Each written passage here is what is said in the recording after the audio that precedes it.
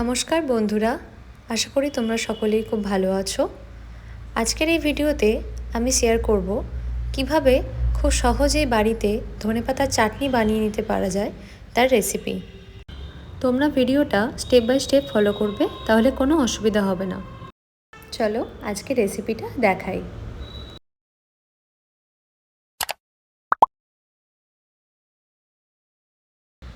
ধনেপাতার চাটনি বানানোর জন্য আমি নিয়ে নিয়েছি প্রথমেই 1 আঁটি মতো ধনেপাতা। ধনেপাতাটাকে আমি ভালোভাবে ধুয়ে পরিষ্কার করে নিয়েছি। আর নিয়ে নিয়েছি 4টে কাঁচা লঙ্কা।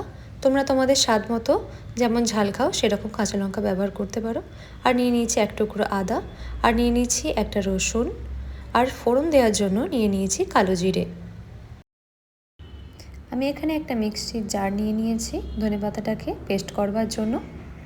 এখন আমি এর মধ্যে ধনেপাতার সাথে যা যা পেস্ট করব সব এই কন্টেনারে দিয়ে নেব। আমি ধনেপাতা নিয়েছি এবং এর সাথে নিয়ে নেব 1 টুকরো আদা। আদাটাকে আমি খোলা ছাড়িয়ে ভালোভাবে ধুয়ে নিয়েছিলাম। এরপর নিয়ে নেব কাঁচা লঙ্কা, 2টো মতো কাঁচা লঙ্কা নিয়েছি। তোমরা যেমন ঝাল খাও তেমন ব্যবহার করতে পারো।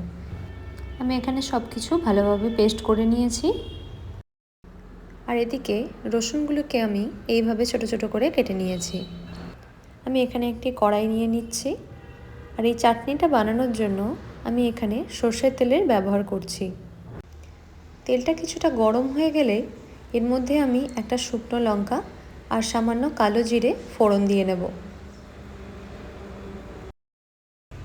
কালো জিরে আর লঙ্কাটা একটু ভাজা হয়ে গেলে এর মধ্যে আমি দিয়ে দেব ছোট করে কেটে রাখা রসুনের কুচিগুলি।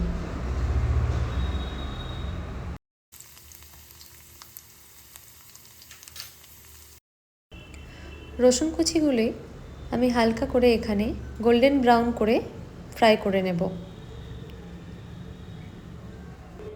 তোমরা দেখতে পাচ্ছ রসুনের কুচিগুলি ভাজা হয়ে গেছে, হালকা গোল্ডেন ব্রাউন কালার চলে এসেছে। এখন আমি এর মধ্যে দিয়ে দেব সামান্য হলুদ। হলুদটা দিলে কি হয়, চাটনিটা কালারটা একটু ভালো লাগে, এছাড়াও একটা ফ্লেভার আসে সুন্দর।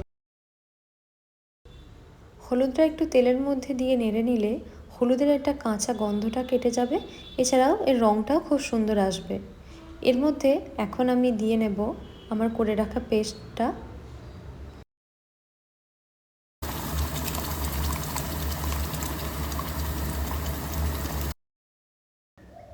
মিশ্রণটা দেওয়া হয়ে গেলে আমি এটাকে নাড়তে থাকবো।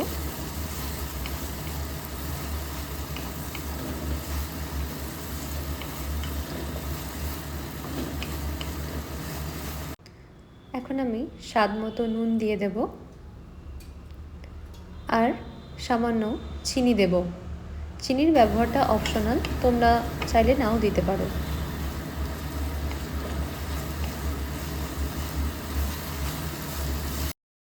চাটনিটা আগের থেকে একটু শুকনো হয়ে এসেছে। এখন চাটনিটা বলতে পারো প্রায় রেডি। তো আমি এখন গ্যাসের ফ্লেমটা অফ করে দিয়েছি। সবশেষে আমি চাটনিটার মধ্যে 1 টুকরো পাতিলেবুর নিংড়ে দেব। এখানে পাতিলেবুর পরিবর্তে অনেকে তেঁতুলের কাঠ ব্যবহার করে থাকে। আমি এখানে পাতিলেবুটাই ব্যবহার করতে পছন্দ করি।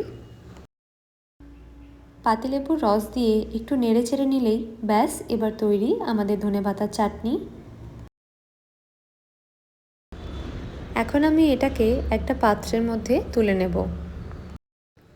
তোমরা এটাকে ভাত, রুটি বা আলু পরোটা বা পকোড়া জাতীয় যে কোনো স্ন্যাক্সের সাথে সার্ভ করতে পারো। গরম ভাতের সাথে ধনেপাতার চাটনি জাস্ট দারুণ কম্বিনেশন। তোমরা অবশ্যই বাড়িতে ট্রাই করে দেখতে পারো। দেখো কত সুন্দর লাগছে। ব্যাস, তোমরাও এবার বানিয়ে ফেলতে পারো বাড়িতেই ধনেপাতার চাটনি। কেমন হয়েছে জানাতে অবশ্যই ভুলো না। আর ভিডিওটা যদি ভালো লেগে থাকে অবশ্যই সাবস্ক্রাইব করে দিও। নমস্কার, আজকের ভিডিও এই পর্যন্ত।